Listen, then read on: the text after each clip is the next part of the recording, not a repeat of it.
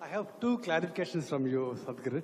First thing is, India, from time immemorial, has been producing lot of philosophers, social reformers like you. Really? Then, how can I evaluate you that you don't belong to rahim category? That's first question.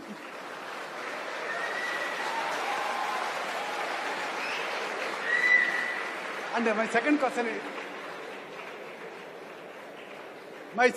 is... So let me finish one, Pardon? Let me finish one question. Pardon, sir? Let me finish one question. Okay. You don't like the answer, just the question? Because afterwards I may not get chance. But this Ram Rahim thing will finish it. Please. Okay, then wait. So, you said India has produced many philosophers and social reformers from time immemorial. I think you got it completely wrong on that note, because India never produced social reformers or philosophers. Philosophy is one thing we always shunned. This is a land that always focused on nurturing human consciousness. This is why we look like such a big chaos, but still we manage. The entire world wonders, how the hell does India function? Yes, we are like a swarm of bees. We are going all over the place, but still going in one direction.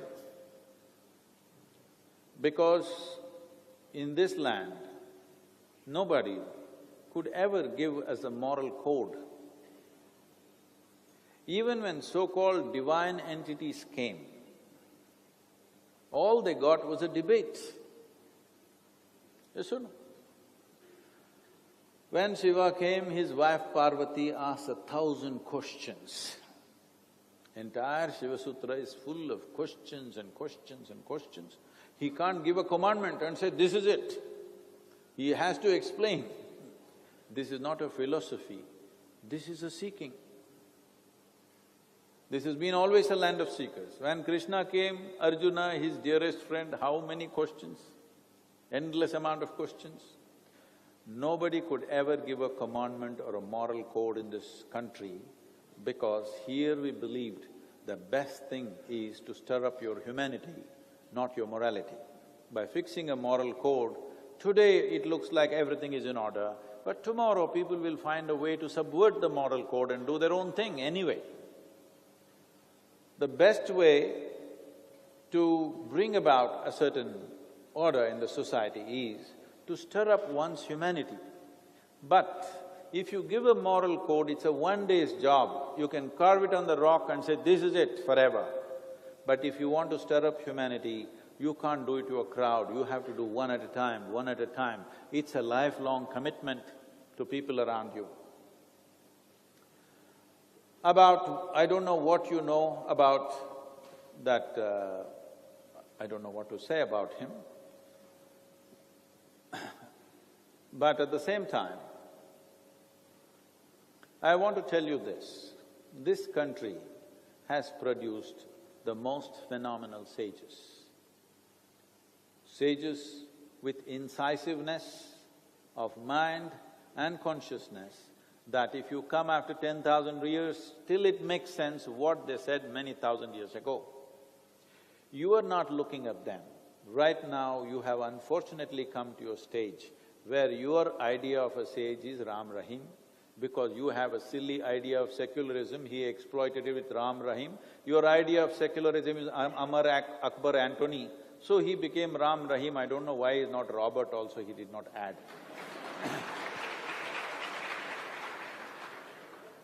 So, see, this is what I said.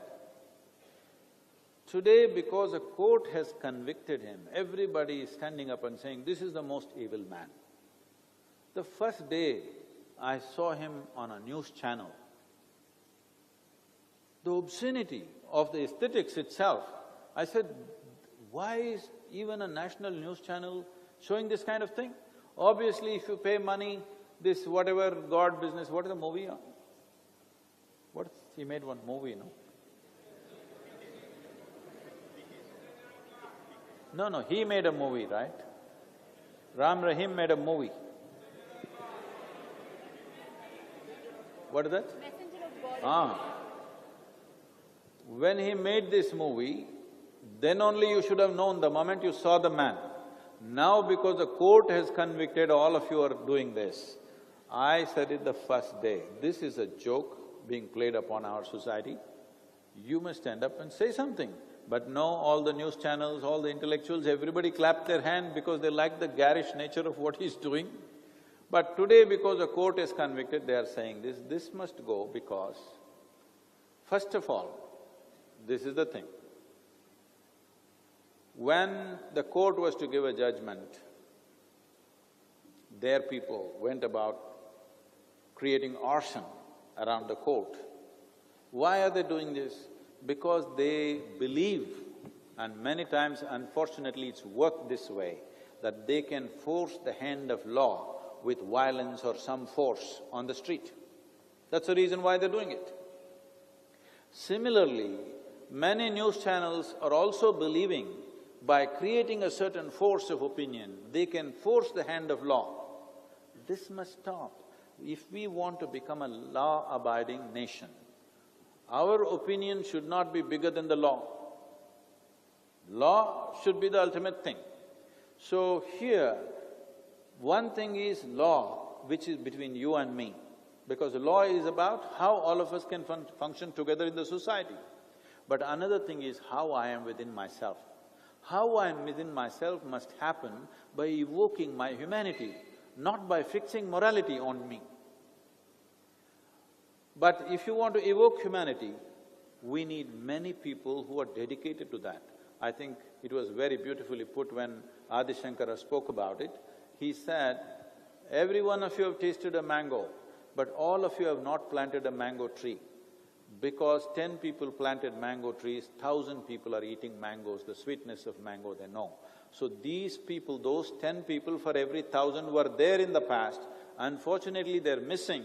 So here we are at a kind of a flux in the society right now, where we have no morality and where we have nobody to stir up our consciousness, not enough at least. So you're facing the kind of dilemma you're facing, all kinds of people are cropping up and filling that space. Just because you found one Ram Rahim, don't try to paint the entire clan black, because they don't belong to the same clan. You must understand, every sage, every seer, every yogi who came, he came absolutely as an individual. Maybe he was spawned by a certain tradition, but when he stood up on his own dint, on his own clarity of perception. Those scholars who quote scriptures and other things are different. But every yogi, every mystic, every sage and seer who came always stood on their own clarity, and people who saw the clarity went to them, those who did not go to them. How Ram Rahim things become popular, it is like a cinema thing, okay?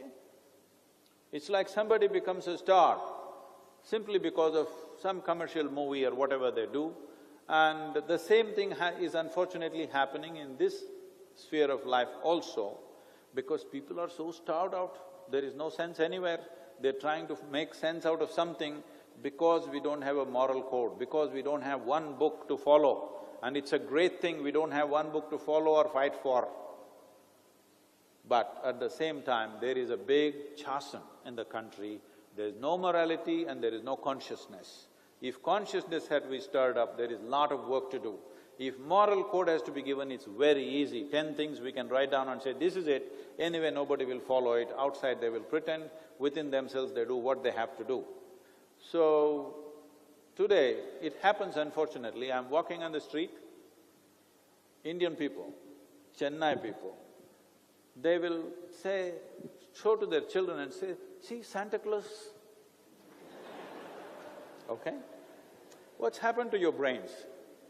You did not say, see Agastya Muni, you did not say, see, well, he looks like Vashishta, you did not say he looks like this yogi or that yogi, you say Santa Claus, because the British left 70 years ago, but your brains went with them.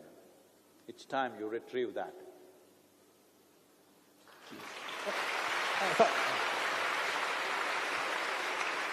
One more clarification, sir. I am proud to say that IIT Madras is the only organization, IITs in our country, which is offering spirituality in management. I'm really proud of it, proud of this IIT.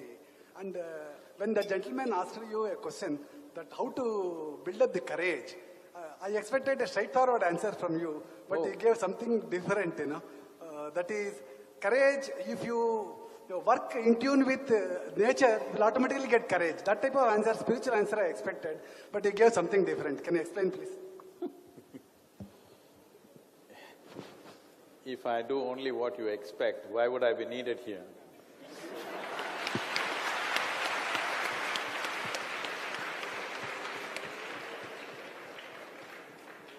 And tell me, right now, daytime, I'm asking the girls, daytime you're walking, either in the campus or in the Chennai streets, where you can see everything clearly, there is clarity in your vision. Do you need courage? No. No. Night, 1 o'clock in the morning, you're walking back to the campus, it's dark. Now you need courage. Why? Because there is no clarity, that's all.